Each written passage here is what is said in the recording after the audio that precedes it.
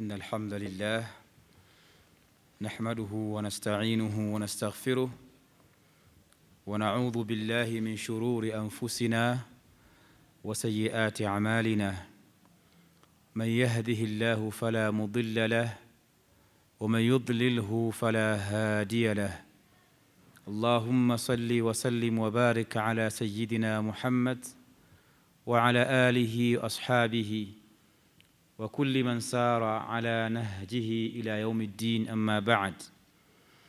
Baada ya kumshukuru Allah subhanahu wa ta'ala na kumtakia ziada za rehma mtume wetu Muhammadin sallallahu alayhi wasallam,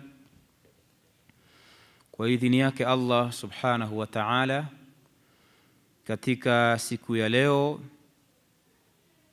tunaendelea darasa yetu ya masala ya sheria ya dini yetu tukufu ya Kiislam,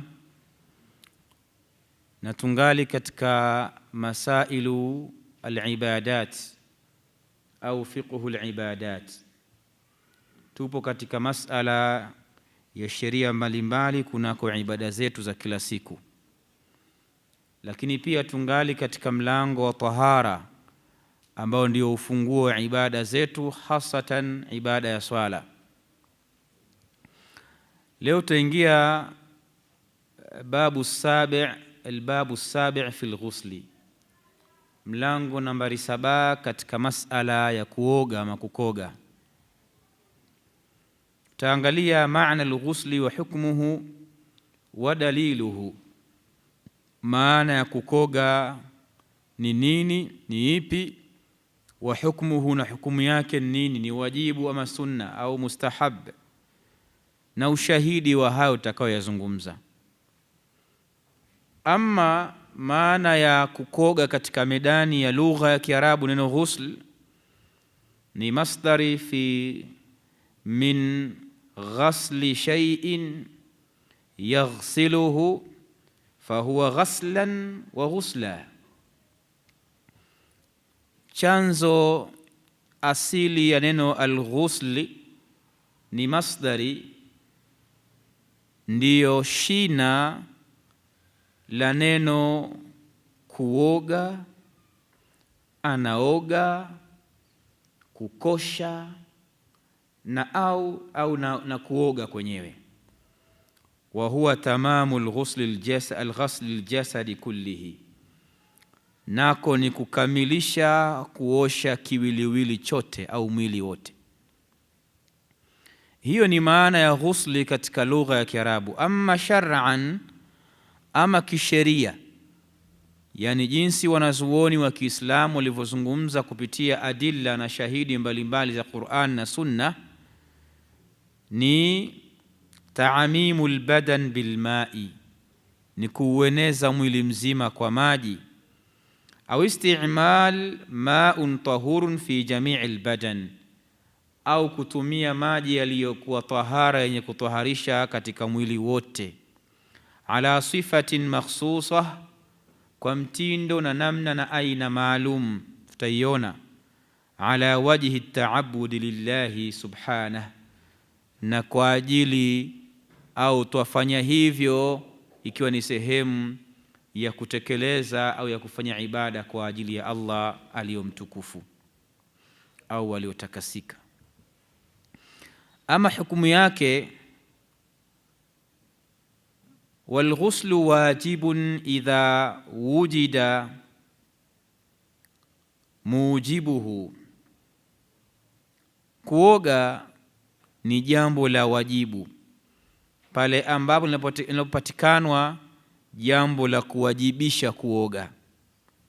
Liqaulihi ta'ala, wa in kuntum junuba fatahharu, kwa kauli ya Allah mtukufu, sura ya 5 al-Maida aya 6, wa in kuntum junuba fatahharu, na mkiwa katika hali ya josho kubwa baada ya kukutana na wenza wenu, au katika hali ya janaba, basi jitaharisheni. Kwa hiyo uwajibu wa kukoga upo kwa yale matukio yanayomtokea mtu ambaye anamlazimu akoge. Tutayakuja kuyaona katika mazungumzo yetu. wal ahadithu allati warada fiha kayfiyatu al-ghusli an adad min as-sahabati naqlan an rasulillahi sallallahu alayhi wasallam, na hadithi zilizothibiti juu ya namna ya kukoga ambao zimenukuliwa kutoka kwa masahaba wengi sana wakimnukuu mjumbe wa Allah, rehma na amani iwe juu yake, dalatu ala wujubihi, hadithi hizo zinajulisha au zinafahamisha juu ya wajibu wa kuoga. Wasayati tarfun minha qariban insha Allah, na itakuja sehemu ya hayo au hizo hadithi hivi punde Allah akipenda. Tufuatie mujibatuhu. Tumeona kuoga ni wajibu pale ambapo yanapatikana mambo ambayo yanamuwajibisha mtu kukoga. Tuyatazame mambo hayo. Wajibu al-ghuslu lil-asbabi al-atiya, ni wajibu kukoga kwa sababu zifuatazo. Mosi, khurujul mani min makhrajihi, kutoka maji ya uzazi, manii, shahwa, kutoka matokeo yake ya asili. Washtaratu an yakuna dafqan biladhatin min dhakarin au untha, na hili kufahamikanwa kwamba hayo ni maji yale ya uzazi, ni manii, yapaswa kutoka dafqan, kwa kuruka, tena biladhatin, na ladha fulani inapatikanwa, min dhakarin, iwe ni kwa mwanaume, au untha, au mwanamke. Khuliqa al-insan min ma'in dafiq, Allah anasema mwanadamu ameumbwa kwa maji ya chupayo yenye kuruka. Min ayi shay'in khalaqah, inasemaje ya nyuma, lakini kipande kuzungumza khuliqa al-insanu min ma'in dafiq.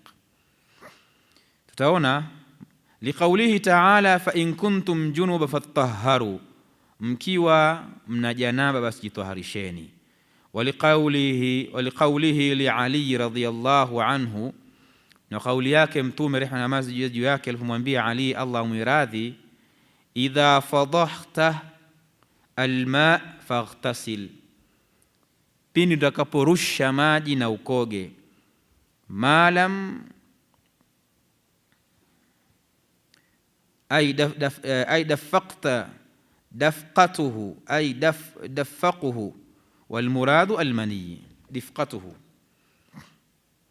ma lam yakun na'iman wa nahwihi fala tushtaratu al ladha, ukitokwa na maji kwa ladha na mruko yakachupa, basi ni wajibu kuoga. Kwa nini kunatajwa kuchupa ama kuruka na ladha? Kwa sababu kuna maji yanamtoka mwanadamu katika tupu ya mbele ya mwanamke au mwanaume, lakini si manii, yale huwa hayaruki. Umeeleweka? Yale yanaitwa alwadi au almadhi. Sasa yale hayatoki hata kwa ladha, husikii ladha, mtu hasikii ladha anapotoka, na pia huwa hayaruki. Sio maun dafiq, sio maji yarukayo. Ndio maana akawekwa Ali, Mtume akamwambia Sayyidina Ali, ukitokwa na maji yarukayo kwa ladha uoge. Kusudio hapa ni mani. Lakini pia fala tushtaratu alladha lianna an-naima qad la yahissu bihi, ikiwa mtu aliolala haishurutishi kwamba kwa kuna ladha fulani ipatikanwe au maji yaruke, kwa sababu mtu amelala si rahisi kuhisi. Hapa hakuna sharti la ladha wala kuruka maji, sababu mtu amelala amesinzia akajiotea. Qala waliqaulihi sallallahu alayhi wasallam lamma suila hal ala almar'a ghaslu idha ihtalamat, na hii ni kwa mujibu wa kauli ya Mtume sallallahu alayhi wasallam alipoulizwa, je, ni juu ya mwanamke au ni wajibu kwa mwanamke kukoga anapojiotea? Qala, Mtume akasema naam, ndiyo, idha ra'atil maa, atapoona maji. Kuna funzo lingine tena hapa. Ikiwa mtu ameota usiku anafanya tendo la ndoa kwa hali yoyote ile, na akaamka asikute athari yoyote ya maji katika nguo yake alolalia au pale alipolala, hapa huyu mtu hana janaba wala hana uwajibu wa kukoga janaba. Na mtu akasema idha ra'atil maa. Alipojibu mtu ambaye atajiotea usiku ni wajibu akoge, akasema ndio, lazima akoge, lakini kwa sharti idha ra'atil maa, atapaona maji yale ya uzazi. Kwa hiyo umetokea umejiotea kwenye jambo la ndoa, ukaamka hakuna athari yoyote katika mwili wako wala nguo ulioivaa, hapo hakuna kuoga. Imeeleweka Tayib. Ndio maana idha ra'atil wa hadha kulluhu mujma'u alayhi. Na haya maelezo yote tuliyotangulia kuyasema hapo juu ni maelezo ambayo wanazuoni wamekubaliana, wala hayana shaka ndani yake, wala ikhtilafu hakuna. Hiyo ilikuwa ni jambo la kwanza linalomfanya mtu akoge, ni kutokwa na maji ya uzazi, manii, ima kwa kukutana na mwenza wake, ama kujitoa kwa mkono wake, ama kujiotea na hali zinginezo. La pili, islamu taghyib hashafatu dhakari kulliha au qadriha fil farj. Jambo la pili ambalo linamwajibisha mtu akoge ni kuzamisha mwanamume, kuzamisha uume wake wote katika tupu ya mwanamke, au sehemu tu ya uume wake akauweka katika tupu ya mwanamke. Tena hata akigusisha tu katika tupu ya mwanamke, basi yampasa aoge, wa illam yahsul al-inzal bila hail. Hata kama kutia kwake tupu hiyo kwa mwanamke, ama kugusa tupu yake gusana na mwanamke, hajatokwa na manii yeye wala mwanamke, uwajibu kwa wao wote ni kuoga. Mmekwenda katika hali ile, amekufika kishindo, mkaishia njiani kwa mambo yenu wenyewe mnaojua wenyewe, kwa hali yote ile, shekhe hukumu yake ni kuoga, hata kama hamjatokwa manii nyote wawili au mmoja kati yenu. Limeeleweka hapo Na hili ni hadithi ya Mtume sallallahu alayhi wasallam, istina bila hail, zikagusana pasina kizuizi kati ya tupu ya mwanamke na mwanaume, hapo ndio wajibu unakuja wa kuoga. Haya ni kwa mujibu wa hadithi ya Mtume wetu Muhammad sallallahu alayhi wasallam, basema idha jalasa baina sha'biha al-arba'i, mwanamume atakapokaa kati ya miguu miwili ya mwanamke, wa massal khitanu al-khitana, na vikagusana vile vitairiwa, wajaba al-ghusli, itakuwa ni wajibu kuoga. Kisha mshtuka, vitairiwa vipi tena? Najua vitairiwa ni mwanaume tu, sasa vitairiwa kivipi? Kasema au massal khitanu al-khitana, au kitairiwa cha kiume kikakigusa kitairiwa cha kike. Katika baadhi wanasema italtaqa al-khitanani, vikikutana vitairiwa viwili, wajaba al-ghusli, ni wajibu kuoga. Masala yana mengi katika hili. Ukweli ni kwamba kuna masailu at-taghlib, babu at-taghlib, jambo la kilugha la kimoja kukizidi kingine katika utajo. Mfano, unavyosema abun katika lugha ya Kiarabu manake ni baba, abun. Ukisema abuani, baba wawili, lakini haikusudiwa baba wawili, inakusudiwa baba na mama. Walidun ni mzazi wa kiume, walidaini wazazi wawili wa kiume, haikusudiwi hivyo, kusudiwa mzazi, maana yake hapa baba na mama. Chokusudiwa hapa si kitairiwa hicho, bali ni kimoja kama kilivyo, vikaitwa kwa lugha hiyo. Kuna mazungumzo yanazungumzwa katika hili, sio wakati wake kuyazungumza.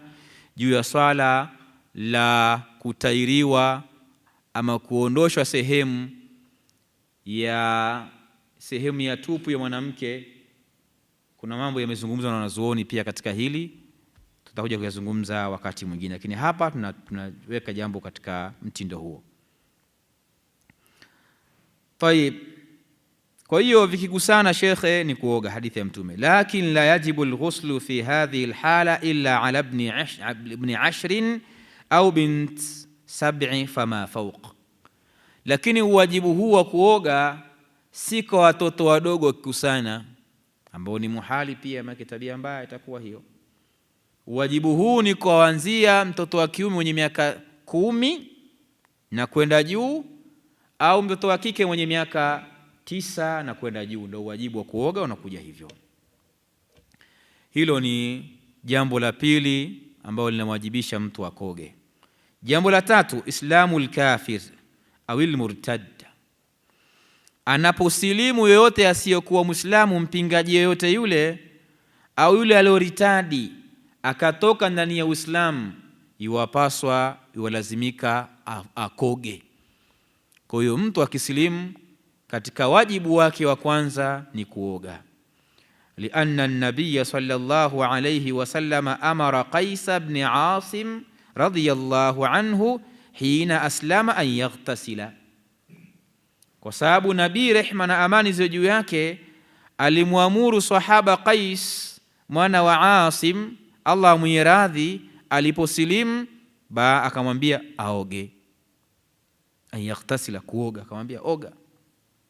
Kwa jambo la pili lazimika mtu kuoga ni hilo la kusilimu. La tatu, inqita'u damul haidhi wan nifas, kukatika ama kumalizika damu ya ada ya mwezi, hedhi kwa kina mama, wan nifas, na kumalizika kwa ada ya kujifungua pia kwa kina mama, nifas. Na hili pia ni kwa mujibu wa hadithi ya Aisha radhiyallahu anha, anna an-nabiy sallallahu alayhi wasallam qala li Fatima binti Abi Hubaish radhiyallahu anha, Mtume alimwambia Fatima binti wa Abi Hubaish, Allah mwiradhi huyo Fatima, si yule Fatima mtoto wake Mtume, huyu ni mwingine. Idha aqbalatil haidha fad'i salah, itapokuja hedhi acha kuswali, utapoingia kwenye ada manake. Wa idha adbarat faghtasili wa salli, itapoondoka basi koga na uswali. Wanufasau kalhaidhi bil ijma'i, na hukumu za watu wenye nifas, ile damu ya baada ya kujifungua, hukumu zake ni sawa na damu, ni sawa na damu ya hedhi. Yani yale yaliyotakiwa na kukatazwa kwa mtu mwenye hedhi, ndio hayo yanapaswa kutendwa ama kukatazwa kwa mtu ambaye mwenye nifas. Kwa hiyo jambo la 4 ni kukatia kwa damu ya hedhi au nifas. La 5 la mwisho, almautu liqaulihi sallallahu alayhi wasallama fi hadithi ghasl ibnatihi Zainab radhiyallahu anha hina tuwfiyat irsilnaha. Na pia mauti, mtu akifa ni wajibu aoge, na hapa anaoshwa, na ni moja katika yale mambo 8 ambayo anafanyiwa maiti baada ya kufa. La kwanza ni kuoshwa, la pili kuvekwa sanda, la 3 kuswaliwa, la 4 kuzikwa. Maiti hii ni maiti ya Kiislamu, ndivyo inavyofanywa. Mengine yote ni mbwembwe tunaweka sisi, na kufanya mambo yawe marefu na kusafirisha na kupeleka huku mara kule, tumsubiri fulani akae siku 3 akae siku 4 mochwari kule, akae huku, mara dua zipigwe nyingi, visomo virefu pale. Hapana, mane haya ndiyo yaliyothibiti na kusibu katika mafunzo ya mtume wetu Muhammadin sallallahu alayhi wasallam. Waqala na hili ni kwa mujibu wa hadithi au mazungumzo ya mtume alipowaambia wakina mama wamuoshe bintie Zainab al-Fariki, ighsilnaha, mkosheni binti yangu. Na pia waqala fil muhrim, na alisema kumwambia mtu ambaye alikufa hali ya kuwa amehirimia hija, akasemaje? Akawaambia ighsiluhu bima'in wa sidrin, mkosheni kwa maji na mkunazi. Mkunazi ni majani yalikuwa yakitumiwa zama hizo ili kutakatisha chombo au wakati wa kumuosha maiti na kadhalika. Sasa hivi kuna vitakatishaji vingi, sabuni na kadhalika, badala hiyo asidri, mkunazi. Wadhalika taabudan, na hilo tunafanya hayo yote hayo kukoga katika mambo hayo matano ni utii kwa Allah subhanahu wa ta'ala, liannahu naam, ni utii kwa Allah subhanahu wa ta'ala. Jambo lingine tuliangalie sifatul ghusli wa kaifiyatuhu, namna, mtindo, jinsi ya kukoga na namna zake. Lilghusli min aljanaba kaifiyatani, kuoga dhidi ya janaba na majosho yote makubwa kuna aina mbili. Kaifiyati ijza'in, kuna namna ambayo yajuzu, yani ukifanya tayari janaba limeondoka au hedhi au nifas. Wa kaifiyatu kamalin, na pia aina nyingine ni ukamilifu tu na ziada za sunna. Amma kaifiyatul ijza'i, ama mtindo na namna ya inayojuzu katika sheria, fa an yu'ammima badanahu bilma'i ibtida'an ma'an niyya, ni tukio la mtu kueneza maji mwili wake wote akianza na nia. Haya mawili ukiyafanya, josho lolote lile la wajibu limeondoka. Kueneza maji mwili mzima na kutia nia, haya ndio yanabeba josho, ndio inajuzu kufanya hivyo. Lihadithi Maimuna radhiyallahu anha, kwa hadithi ya Maimuna, Allah miradhi, huyu ni mmoja katika wakeze Mtume. Wada'tu li rasulillahi sallallahu alayhi wa sallam ghuslan wa satartuhu fasabba ala yadihi faghasalaha marratan au marrataini. Qala Sulaiman la adri adhakara thalatha am la. Thumma afragha yaminihi, yaminihi wa hadha mudhaf ilayhi. Thumma afragha yaminahu ala shimalihi, sah, faghasala farjahu. Sasa kuoga ambako ni kwa kikamilifu zaidi kwa kufuata sunna. Bi Maimuna radhiyallahu anha anatusimulia, nilimwekea Mtume sallallahu alayhi wasallam aje kuoga. Mtume akamimina kwa mikono yake maji katika viganja vyake viwili, akaviosha mara moja au mara mbili au mara tatu kwa mujibu wa hadithi hii. Kisha akakosha, kisha akamimina kupitia mkono wake wa kulia maji juu ya mkono wake wa kushoto, akaosha sehemu zake za siri. Thumma dallaka yadahu bil ardi au bil haiti, kisha akasugua mkono wake namna hii katika ardhi au katika ukuta. Thumma tamadmadha, kisha akatia maji mdomoni na kuyatoa au kusukutua. Wastanshaka, na akabadilisha maji puani na kuyatoa. Wa ghasala wajhahu, akaosha uso wake, wadaihi, na mikono yake. Wa ghasala ra'sahu thumma sabba ala jasadihi thumma tanaha faghasala qadamaihi, kisha akaosha kichwa chake, na baada ya hapo akajimiminia maji katika mwili mzima. Baada ya hapo akakaa kando kidogo, tanaha janib kidogo, akamalizia kukosha miguu yake. Ukiangalia mtindo huu ndio mtindo ambao unasibu katika swala la nini, la kutawadha. Kabla ya kukoga unaosha mikono yako miwili, viganja vyako na kusudia. Baada ya hapo unaosha sehemu zako za siri, kisha baada ya hapo unatawadha kama udhu ule wa swala, ila miguu hauimalizii katika kutawadha kwako. Kisha unajimimina maji mwili mzima, mwishoni unamalizia miguu yako miwili, unakuwa umeshatoka katika janaba na ushatawadha tayari. Huu ni ukogaji ule wa sunna ambao ni ukamilifu zaidi katika kukoga kuliko ule wa mwanzo wa kutia nia na kueneza maji katika mwili mzima. ومثله حديث عائشة رضي الله عنها وفيه ثم يخلل بيده شعره. Na pia mfano wa hivyo kuna hadithi ya Aisha aliongeza jambo hili, kisha Mtume alikuwa akiesua nywele zake na kuzichambua, hata idha dhanna annahu qad urwiya basharatihi, mpaka atapofahamu kupata yakini kwamba tayari ngozi yake imelowana na maji yale. Afadha alayhi alma'u 3 marati thumma ghasala sa'ir jasadihi, alikuwa baada ya hapo anaeneza maji mara 3 katika kichwa chake, kisha anamaliza kwa kuosha mwili wake mzima. Hiyo ni aina ya ukogaji ambao umetajwa na sheria. Wa kwanza ni ule ambao mtu unafanya mara 2 tu hivyo. Kuna majambo mengine yamezungumzwa, mfano mwanamama ambaye ana nywele nyingi